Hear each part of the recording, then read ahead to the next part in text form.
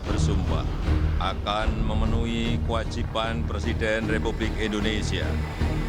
Saya bersumpah akan memenuhi kewajiban Wakil Presiden Republik Indonesia.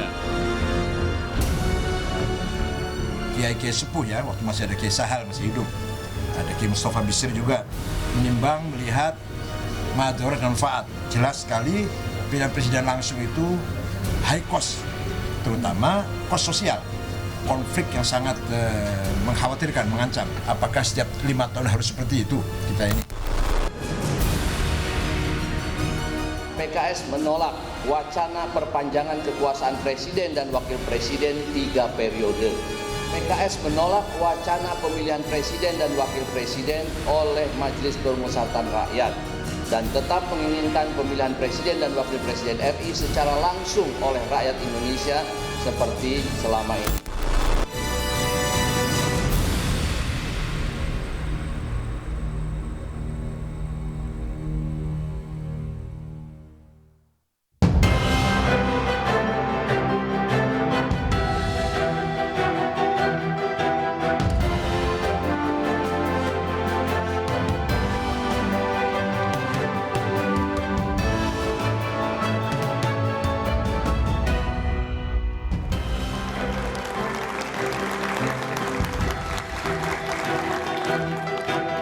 Komitmen demokrasi bangsa ini tengah diuji. Usulan presiden kembali dipilih MPR mengemuka dengan alasan menghindari biaya tinggi. Pemilihan kepala daerah oleh DPRD jadi wacana karena ditengarai bisa menghapus perilaku korupsi. Surat keputusan bersama tentang radikalisme aparat sipil negara diterbitkan yang berpotensi memberangus kebebasan berekspresi. Lantas ke arah mana sebenarnya demokrasi kita bergerak? Saudara, bersama saya Budiman Tanurjo, inilah Satu Meja The Forum, jalan mundur demokrasi dalam tanda tanya.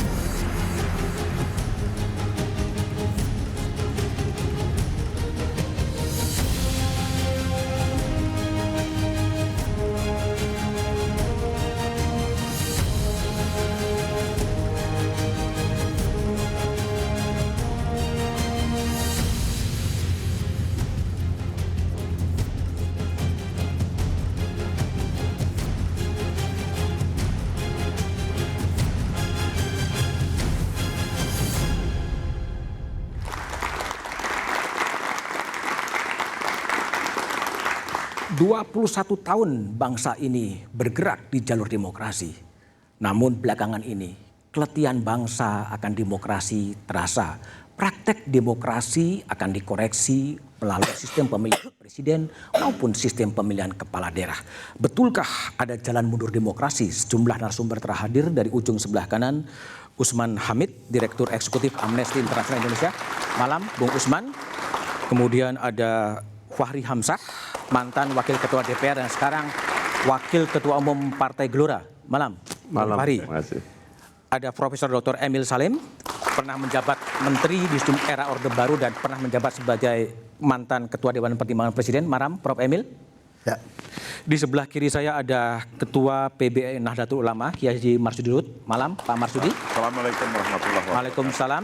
Kemudian ada Zulfan Lindan, politisi dari Partai Nasdem. Malam, Bang Zulfan. Dan ada Wakil Ketua MPR dari PDI Perjuangan, Ahmad Basarah. Malam, Ahmad Basarah. Sebelum saya memulai diskusi, kita coba dengar terlebih dahulu kutipan dari Ketua Umum PBNU Kiai Haji Said Agil Sirot soal pemilu oleh MPR. Ini kiai-kiai mengusulkan atau memberi masukan kepada pemerintah bahwa sebaiknya pilihan presiden, pilihan kepala daerah kembali melalui MPR dan DPRD dalam cara musyawarah dan mufakat. Banyak pertimbangannya. Pemilihan presiden dan wakil presiden oleh MPR adalah langkah mundur demokrasi dan menghilangkan kedaulatan rakyat dalam memilih pemimpinnya, pemimpin tertingginya. Baik, Pak Marsudi, apa sebetulnya rasionalitas di balik PBNU mengusulkan agar pemilihan presiden dikembalikan kepada MPR? Jadi kan itu berawal dari ketua dan wakil ketua MPR datang ke PBNU. Termasuk Ahmad Basara ya? Yang ketika itu. Ya, yang sesungguhnya sebelum itu sudah muncul berita-berita yang tentang amandemen. Amandemen itu ada yang menginginkan 5 tahun kali 3. 5 tahun kali 3. Berarti ini persoalan adalah waktu jadi presiden. Oke. Ada yang mengusulkan 7 tahun kali 2. 14. Ada juga yang katanya mau diamandemen tentang GBHN dan lain-lainnya. Itu sudah mengemuka lebih dahulu. Kemudian ketika datang ke PBNU disampaikan. Coba bayangkan. Bagi mereka yang sudah terpilih ini, jadi MPR, jadi itu, kok enak sekali ya.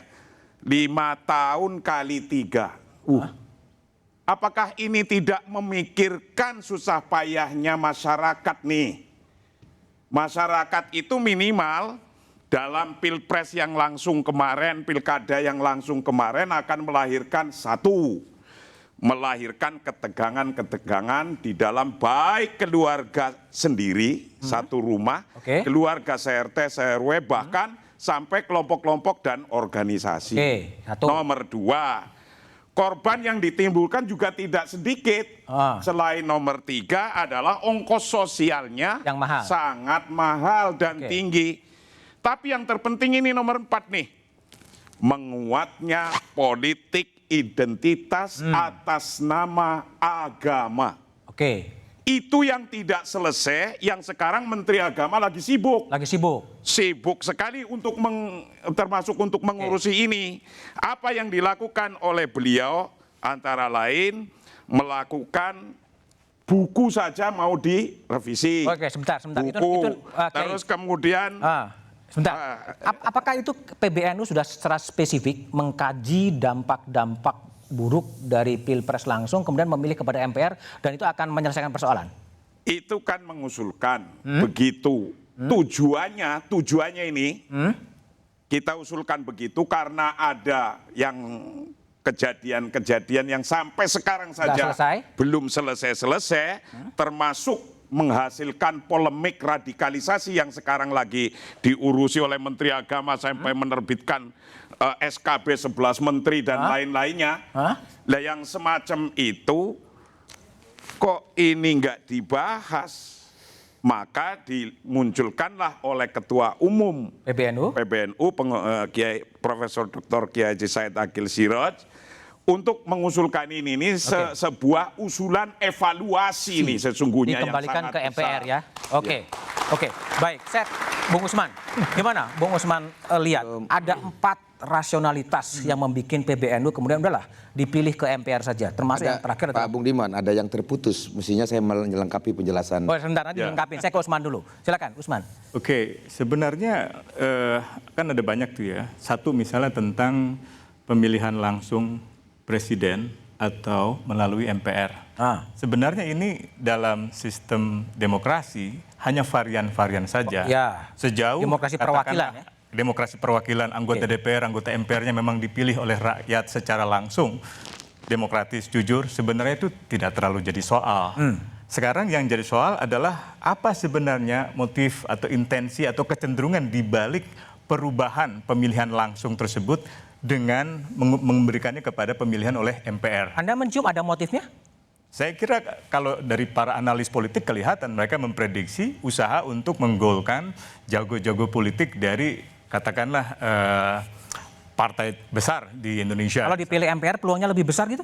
Begitu, kelihatannya begitu. Itu kan dari satu sisi. Dari sisi yang lain sebenarnya masyarakatnya yang sebenarnya sudah banyak berpartisipasi secara langsung melalui pemilihan umum. Kalau dikatakan ada politik biaya tinggi, kita perlu cari sebabnya di mana. Apakah politik pendanaan partai, apakah politik misalnya uang dalam pemilu, atau misalnya dalam soal politik identitas. Apakah sebabnya karena pemilihan langsung dan tidak langsung, atau sebabnya lebih karena retorika para elit politik yang menggunakan agama untuk mengadu domba para pemilih, atau lemahnya penegak hukum di dalam menertibkan ujaran-ujaran kebencian berdasarkan agama. Jadi sebabnya harus betul-betul matang mana sebenarnya.